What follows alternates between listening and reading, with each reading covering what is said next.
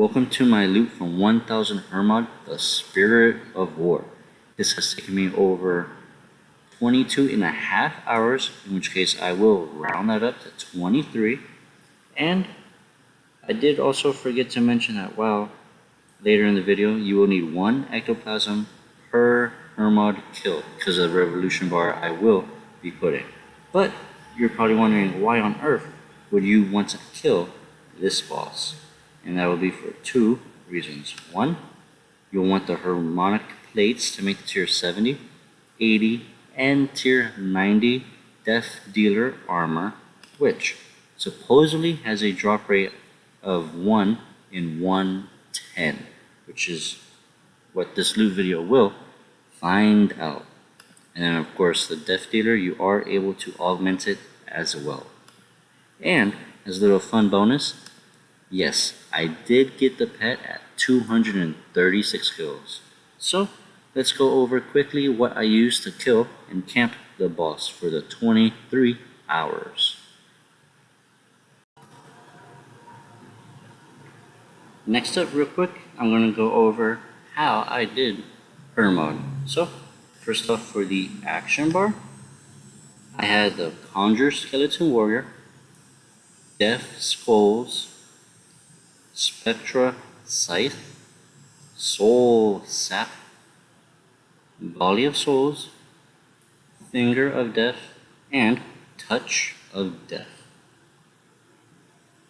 Now, as for the relics, I was using the Persistent Rage Relic, which does require 99 or 98 archaeology. Also had the Berserker's Fury and Fury of the Small. Lastly, for my inventory and gear, I had this on screen right now, which, yes, I was using the Zuck cape and the Reaver's ring, but don't worry, you're able to use any other cape or ring. Now for my inventory, you'll need 2 overloads, a total of 10 doses to last the whole hour, magic note paper to note all the crystal keys as they're unnoted. And if you're not using the Penance Aura, you'll need 6 Super Restore potions, 4 doses. You can also stick with Flask, and this is the perfect amount, which it actually gives you about 3 extra sips spare worth, in which case this lasts the whole hour. And you can use any aura including Majra, Dark Magic, Invigorate, Penance, Vampirism if you are a very low level, because you are able to get this boss active once you do have 70 Necromancy, in which case you will be getting between 36 to 46 kills per hour depending on your weapon, your armor, and your Necromancy level. So with that, time to look at all of the loot. Players with a legendary pet will want to go to the customization and not wardrobe. Instead, you want to go to pets, click on legendary pets, and then hopefully you have one of these bad boys. In my case, I do have the Mighty Blood Pouncer. So we want to go to abilities, and we will want to look for this bank right here. He takes 1 item to the bank every 10 minutes, which all you have to do is pretty much just drag it and put it in the spot. Afterwards, close it, and somewhere on your screen you should have the Blood Pouncer inventory set up pretty much like this. So again, click the ability right here, and you're able to choose a specific item, select the item, and then confirm, which it will pretty much have a cooldown for 10 minutes. And time for the loot from 1000.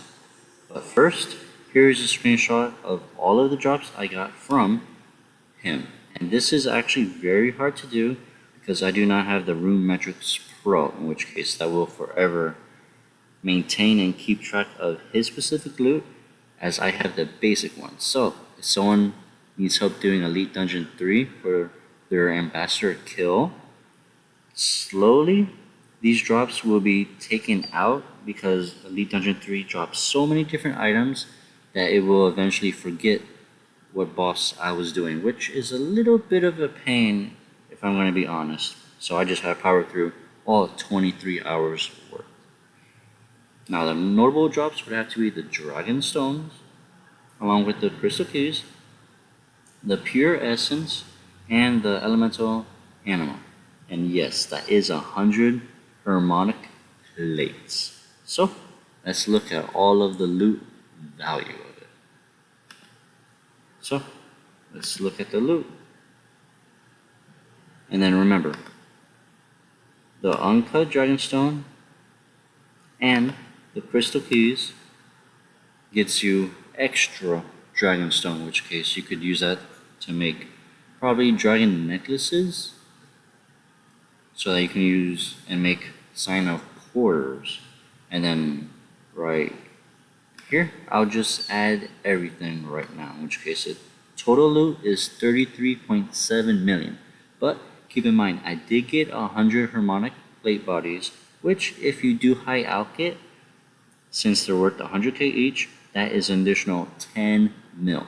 However, I am going to make tier 70, 80, and 90 plate bodies, which is Deathdealer, and sell it in the Grand Exchange, as I have seen a couple people actually dismantle that while they are on the road to 99 or even 120 Necromancy. If we do break it down, pretty much you can expect to get about 1.4 million GP per hour if you do not include high-alching the plates, as that has another usage from. Now if we do break it down a little bit farther, we can expect to get about 43 dragon stones per hour, and that does include using the crystal keys that you did get. You should expect to get about 4 Hermodic plate bodies hourly, 4 spirit mementos, 2 robust mementos, 339 pure essence, and 395 elemental anima per hour. In which case, it's fairly good in a sense for Iron Man perspective, since you'll need a lot of pure essence, and then it actually stacks perfectly well since he gives you the elemental essence. So those two kind of go together, and of course you can get a good amount of sign porters per hour from just doing this boss. And with that, don't forget to like, subscribe, and comment, as it really does help, and comment down below what boss I should farm next.